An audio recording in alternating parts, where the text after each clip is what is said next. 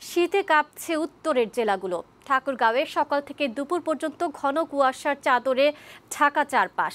ঠান্ডার কারণে দুর্ভোগে পড়ছে দরিদ্র শ্রমজীবী মানুষ।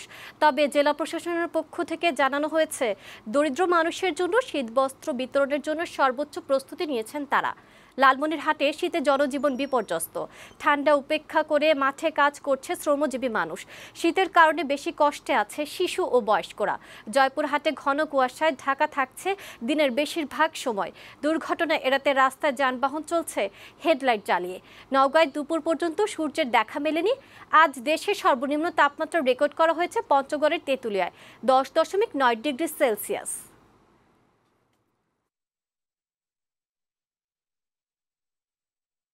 প্রচন্ড শীত, কুয়াশা, শীতের জ্বালায় বাইরে বার হওয়া যাচ্ছে না। ঠান্ডার জন্য জ্যাকেট গা দিয়ে যাচ্ছি কাজে।